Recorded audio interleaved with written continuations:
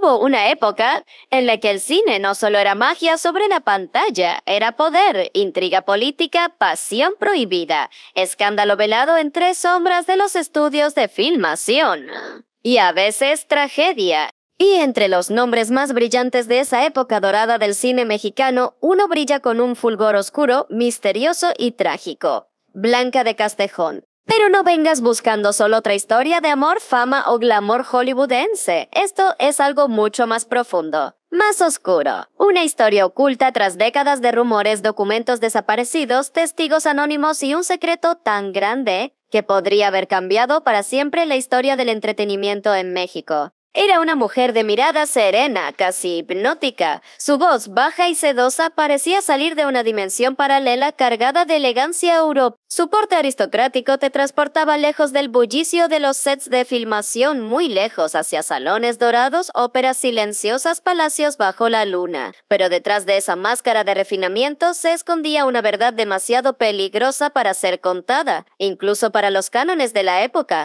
Porque Blanca de Castejón no fue solamente una actriz del cine de oro mexicano, fue también amante de uno de los hombres más poderosos del país y madre de un hijo que jamás llevó su nombre, ni tampoco el de su padre, al menos públicamente. Vamos a retroceder al año 1900. En ese entonces, Emilio Azcárraga Vidaurrete ya era una leyenda viviente, fundador de la estación radial XEGABLI, La Voz de América Latina, constructor de imperios mediáticos, visionario del entretenimiento, un hombre acostumbrado a mandar, a dominar, a decidir quién sube y quién cae. Él no solo controlaba las ondas, controlaba la percepción pública. Su palabra era ley, sus decisiones, sentencias, y por eso cuando decidió invertir en cine, no lo hizo como un simple productor, lo hizo como un rey que ampliaba sus dominios. Fue así como nació lo que después sería Televisa, pero antes de eso había algo más que dinero y negocios. Había poder, influencia política, contactos con figuras internacionales y un círculo cerrado de personas que sabían demasiado. Y en medio de ese mundo de lujos, secretos y poder apareció ella, Blanca de Castejón. Actriz puertorriqueña de origen cubano, criada entre París y San Juan. Su belleza clásica casi cinematográfica llamó la atención desde que debutó en Hollywood, donde trabajó brevemente bajo contratos menores. Pero no fue suficiente para ella. No quería ser parte del paisaje, quería ser la protagonista. Y lo logró.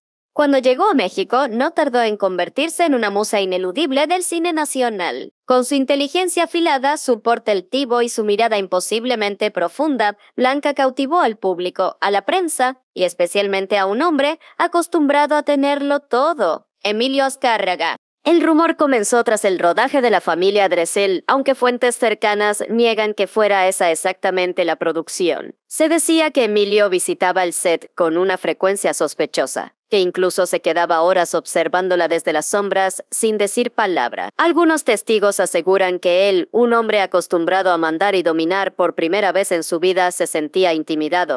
En 1957, Blanca desapareció temporalmente de los reflectores, oficialmente, por razones de salud. Pero nada es oficial cuando el escándalo acecha. Una revista del corazón hoy desaparecida llamada Ritmo y Glamour publicó una entrevista exclusiva con una amiga íntima de la actriz. Bajo estricto anonimato, reveló algo que sacudió los cimientos de la alta sociedad artística mexicana. Blanca estaba embarazada, y el padre no podía ser nombrado públicamente. ¿Quién era el padre? Nadie lo dijo directamente, pero los rumores corrieron como pólvora en los camerinos de los teatros, en los salones de belleza de la colonia Roma, en las oficinas oscuras de Televisa, todos hablaban del mismo hombre. Cuando Blanca regresó a la pantalla, lucía diferente, más delgada, más seria.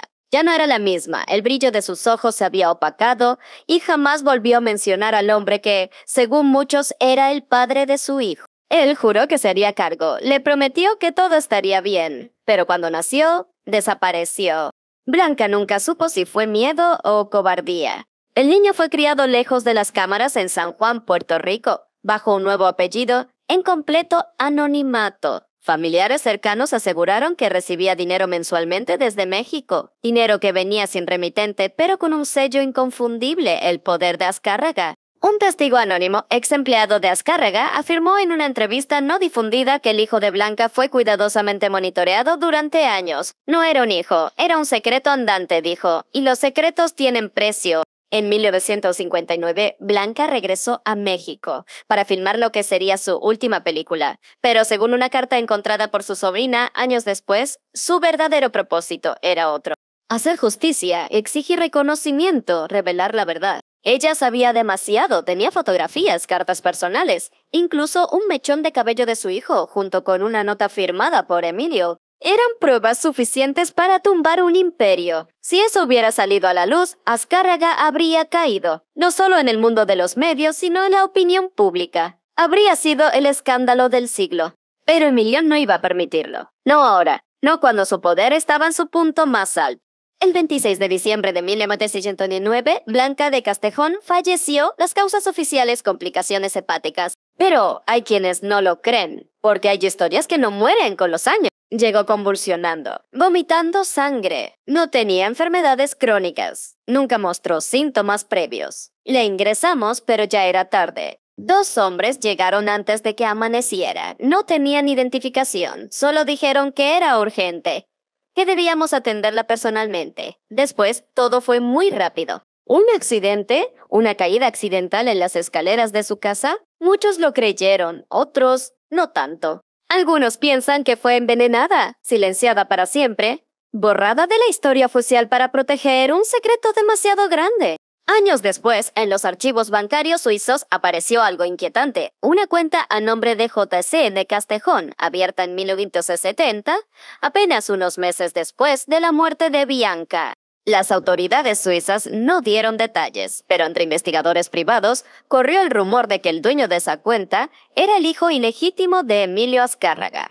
No es común que un hombre como Azcárraga haga movimientos financieros de este tipo sin una razón. Si él ordenó esa compensación, es porque quería cerrar una página o evitar que alguien hablara. Otros sostienen que Emilio jamás dejó de amarla, que incluso en sus últimos días, enfermo y paranoico, rogaba por verla en sueños. Pero el peso del poder, de la reputación, de un imperio construido sobre secretos, fue más fuerte que cualquier sentimiento. Blanca de Castejón murió sola, sin homenajes, sin funerales multitudinarios, sin despedidas públicas, pero con una carga que hoy pesa sobre la memoria colectiva del cine mexicano. Era una mujer que sabía demasiado y por eso tuvieron que hacerla callar. Blanca de Castejón fue más que una actriz refinada y talentosa. Fue una mujer que desafió las reglas del poder, que no se conformó con las migajas del amor, que exigió justicia para su hijo, y que pagó el precio más alto por ello. Gracias por acompañarnos en esta historia prohibida. No olvides darle like, suscribirte y activar la campanita.